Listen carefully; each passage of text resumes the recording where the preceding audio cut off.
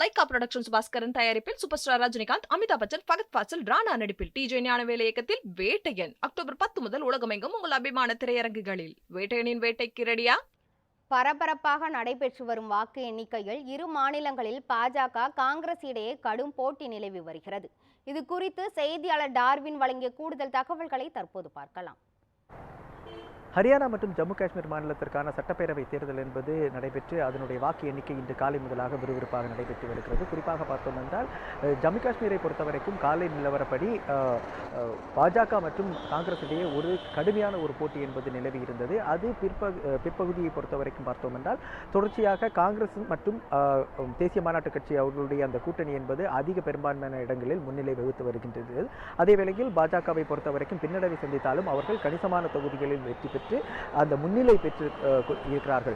எனவே அங்கு ஆட்சி அமைப்பது என்பது தேசிய மாநாட்டு கட்சி மற்றும் காங்கிரசின் இடையான அந்த கூட்டணி என்பது ஆட்சி அமைப்பது என்பது தற்போதைய நிலையில் ஒரு ட்ரெண்டாக இருந்து கொண்டிருக்கின்றது. அதே வேளையில் ஹரியானாவை பொறுத்த வரைக்கும் பார்த்தோம் என்றால் மிக முக்கியமாக பார்க்க வேண்டிய விஷயம் இந்த கருத்து கணிப்புகளின் அடிப்படையில் பார்த்தோம் என்றால் முதலில் காங்கிரஸ் தான் இங்கு வெற்றி பெற்று ஆட்சி அமைக்கும் என்று வெளியிடப்பட்டிருந்த அந்த கருத்து கணிப்புகள் தற்போது பொய்யாகக்கூடிய ஒரு சூழ்நிலையில் இருந்து கொண்டிருக்கின்றது.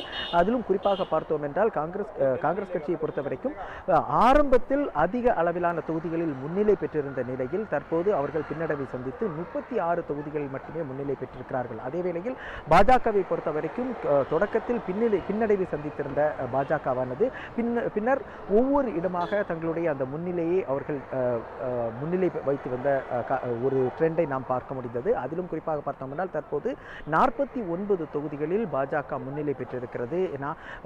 ஆட்சி அமைப்பதற்கு தேவையான 45 தொகுதிகளை விட 4 தொகுதிகள் கூடுதலாக அவர்கள் பெற்றிருக்கிறார்கள். 49 தொகுதிகளில் தற்போது அந்த முன்னிலை நிலவரத்தை பாஜக தக்க வைத்துக் கொண்டிருக்கிறது. எனவே ஹரியானாவில் 3வது முறையாக மீண்டும் பாஜக என்பது ஆட்சி அமைப்பதற்கான அந்த ஒரு சூழல் என்பது தற்போது நிலவி வருகிறது. அது ஒரு தெளிவான வடிவத்தில் தற்போது இருப்பதையே நாம் பார்க்க முடிகிறது. அதே வேளையில் ஜம்மு காஷ்மீரை பொறுத்தவரைக்கும் தேசிய மாநாட்டு கட்சி மற்றும் காங்கிரஸ் கூட்டணியினர் தங்களுடைய ஆட்சி அந்த மாநிலத்தில் அமைப்பதற்கான அந்த சூழல் என்பது ஏற்பட்டிருக்கிறது தான் தற்போதைய ஒரு சூழலாக இருந்து கொண்டிருக்கின்றது.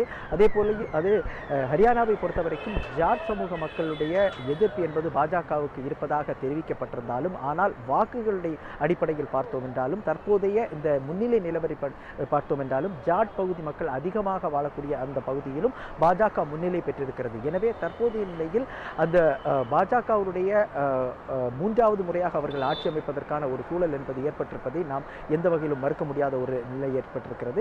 குறிப்பாக சற்று நேரத்திற்கு முன்பாக வரை காங்கிரஸ் கட்சியை பொறுத்த வரைக்கும் நாங்கள் ஆட்சி அமைப்போம் என்று தெரிவித்து அவருடைய நம்பிக்கை தெரிவித்திருந்தாலும் ஆனால் சூழல் கள நிலவரப்படி பார்த்தோம் என்றால் பாஜகவே முன்னிலை பெற்று 3வது முறையாக ஆட்சி அமைப்பதற்கான ஒரு சூழலை ஏற்படுத்தி இருக்கிறார்கள் என்பதை சொல்ல வேண்டும். காங்கிரஸ் கட்சியை பொறுத்தவரைக்கும் கடந்த சட்டமன்ற தேர்தலில் 31 தொகுதிகளில் வெற்றி பெற்றிருந்தார்கள். தற்போது நிலையில் பார்த்தோம் என்றால் கூடுதலாக 5 தொகுதிகள் அவர்களுக்கு முன்னிலை நிலவரப்படி பார்த்தோம் என்றால் 36 தொகுதிகள் முன்னிலை வைத்து வருகின்றார்கள்.